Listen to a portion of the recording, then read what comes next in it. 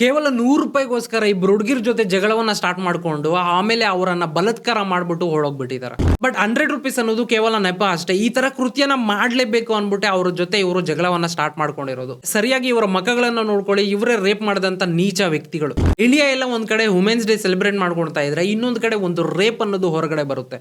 So ಇದು ನಿಜವಾಗ್ಲೂ ನಮ್ಮ ಇಂಡಿಯಾ ಎಲ್ಲ ತಲೆ ತಗ್ಗಿಸುವಂತ ವಿಚಾರ. ಮೊನ್ನೆ ರೀಸೆಂಟ್ ಆಗಿ ನೋಡಿದ್ರೆ ಪುಣೆಯಲ್ಲಿ ಬ್ರೆಜಿಲ್ ಟೂರಿಸ್ಟ್ ಮೇಲೆ ರೇಪ್ ನಡೆಯುತ್ತೆ, ಅವರ ಹಸ್ಬೆಂಡ್ ಕೂಡ ಪಕ್ಕದಲ್ಲಿದ್ದಾಗೆ. ಅಂಡ್ ಈ ವಿಚಾರದಲ್ಲಿ ಇಸ್ರೇಲ್ ನ ಒಂದು ಹುಡುಗಿಯನ್ನ ಮಿಡ್ ನೈಟ್ ಅಲ್ಲಿ ರೇಪ್ ಮಾಡಿರುವಂತಹ ವಿಚಾರ ನಮ್ಮ ಹಂಪಿ ನಗರದಲ್ಲಿ ನಡೆದಿದೆ. We failed. ನಿಜವಾಗ್ಲೂ ನಮ್ಮ ಸಿಸ್ಟಮ್ ಅನ್ನೋದು ಫೇಲ್ ಆಗಿದೆ.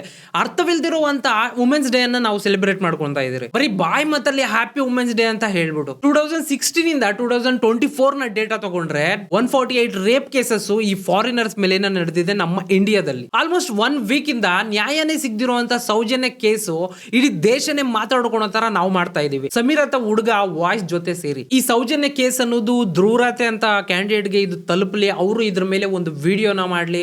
ಸೊ ಅದರಿಂದ ಇದು ಈ ದೇಶಕ್ಕೆ ಅಲ್ಲ, ಇಡೀ ವಿಶ್ವಕ್ಕೆ ಇದು ಗೊತ್ತಾಗ್ಲಿ. ನಿಜವಾಗ್ಲೂ ಅದು ಕೂಡ ಒಳ್ಳೆ ವಿಷಯನೇ. ಮತ್ತೆ ಈ ವಿಡಿಯೋಗೆ ಬರ್ಬೋಣ. ಈ ಇಸ್ರೇಲಿ ಟೂರಿಸ್ಟ್ ಏನ್ ಮಾಡ್ತಾರೆ, ರಾತ್ರಿ 8 ಗಂಟೆ ಆಗ್ತಿದ್ದಂಗೆ ಸ್ಟಾರ್ ಗ್ಯಾಸ್ಲಿಂಗ್ ನೋಡ್ಬೇಕು ಅನ್ಬಿಟ್ಟು ಈ ಸನಾಪುರ ಲೇಕ್ ಹತ್ರ ಬಂದು ಇರ್ತಾರೆ. ಇದು ರೇಪ್ ನಡೆದಂತ ಪ್ಲೇಸ್. ಈ ಕಂಪ್ಲೀಟ್ ವಿಚಾರವನ್ನ ಈ ವಿಡಿಯೋದಲ್ಲಿ ನಾನು ಎಕ್ಸ್ಪ್ಲೇನ್ ಮಾಡ್ತೀನಿ ಮುಂದೆ.